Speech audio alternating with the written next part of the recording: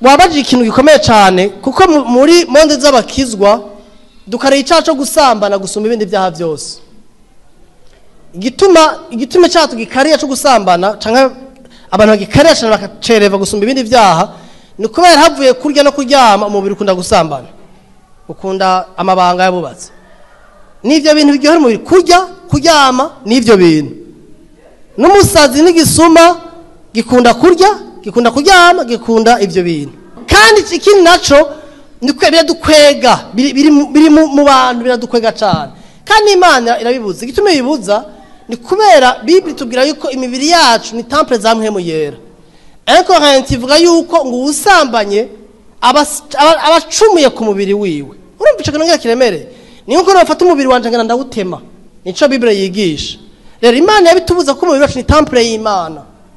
Ni ingoro y'Imana yabitubuza. Waciye umaze none umuntu ariko arasambana atakaza Agakiza? No, nta batakaje Agakiza. Kuko muri 1 Corinthiens chapitre 5 verset ya mbere gushaka umurongo wa 5 shaka twasoma kugira ngo duhagare ku byumviro byacu. 1 Corinthiens chapitre 5 verset 1 au 5e verset. Mwacha mumbwira ngo ndiko nakuraje abantu kuba mu byaha. No. Ako ndashaka tuhagare mu ijambo ry'Imana mu buryo tudefanda l'evangile. Kuko uhagaze ku bwenge bwawe uvuga ibintu byawe. Soma 1 Corinthiens 5. 1 Corinthiens 5 du verset 1 au verset 5. On entend dire partout qu'il y a de l'immoralité parmi vous. Parmi vous. Parmi vous, Et une immoralité telle qu'il ne s'en rencontre même pas chez les païens. Il y a immoralité, il est parmi vous, ni bande. Aba Kristo. Il y a immoralité ni banayibona no mu bantu babapagani. Muri make uriko bera mu ishingiro ry'abikorino. Abantu bari born again. Bakirijwe aragize iyo comparaison. Aravuga ati ibi bintu abapagani nabo ntibanabikora. Mugamwe bw'abakizwa murabikora. Bandanye. L'un de vous vit avec la deuxième femme de son père. Amukase. Et vous vous en vantez encore.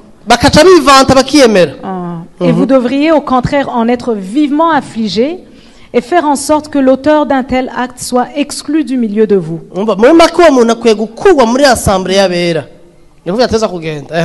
Pour moi qui suis absent de corps, mais présent en pensée parmi vous, j'ai déjà, comme si j'étais présent, prononcé la sentence au nom du Seigneur Jésus contre lui qui a commis cette faute. Lorsque vous serez réunis et que je serai présent parmi vous en pensée, appliquez cette sentence dans la puissance de notre Seigneur Jésus. Qu'un tel homme soit livré à Satan. Satan.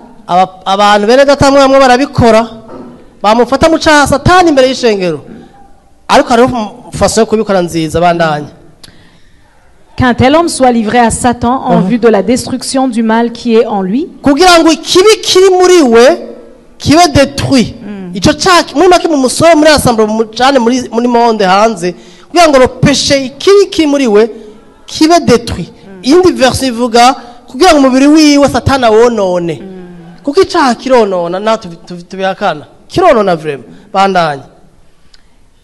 Afin qu'il soit sauvé au jour du Seigneur. Afin qu'il soit sauvé.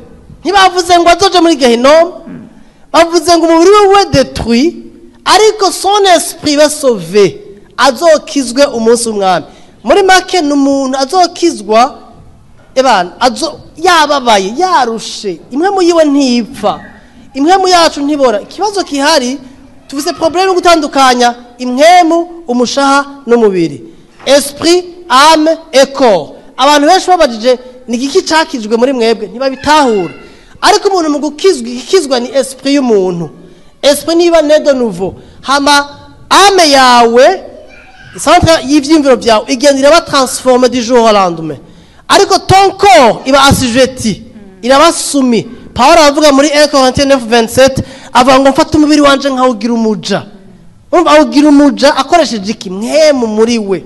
Kuba dirigé par le Saint-Esprit. Rero twarababariwe ibihe bidashira nk'inkakado twahawe kugira ngo tuyigenderemo. Rero sindi ngaho mvuga ngo mana ngo mbabarira ntabyo ngisenga. Narigeze ko ndabisenga. Ntabyo ntuzokuma ariko ndabisenga. Ariko ndabwira mwami wanje Yesu ambwira mwami ndacafise iki kintu kiracangora. Urumva bitandukaniye?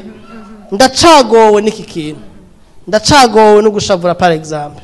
ndacagowe no kwipfuza, ndacagowe no kubeshera abantu, hari ibintu bikingora muri jewe mu mubiri wanje, muri ame yanje.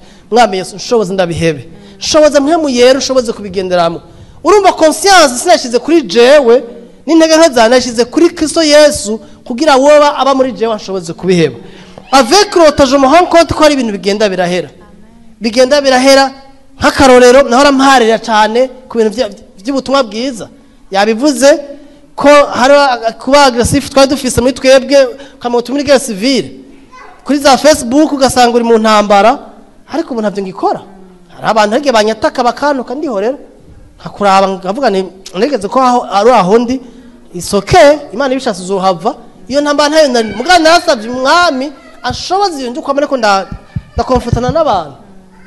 Iyo pose imbaye ko ngahora keep quiet I go. Sometimes I keep quiet nkikoreka ngiko turashwana. Umva iyo ni kintu c'induru c'amatiku kidakenewe. Kandi icaha kimeze nko gusambana. Ni icaha kimeze nk'inzigo. Urumva nitwo kwama tuko tuyicunga cyane katurabe Kristo. Kaduhanga amaso umwami wacu Yesu Kristo tumutura ibitugora ibikutunanira ibikuturemereye. Ntibipratike gusa kuri twebwe twenyene n'abantu mwubatse ku ngo zacu. Tureke Kristo ahindure ubuzima bwacu. Hari intambara tubamo mu ngo zacu ko tuciraba cyane. Ako turaba umwami wacu Yesu Kristo. Sinzi ko nishuye neza. Yes, amen. Merci beaucoup.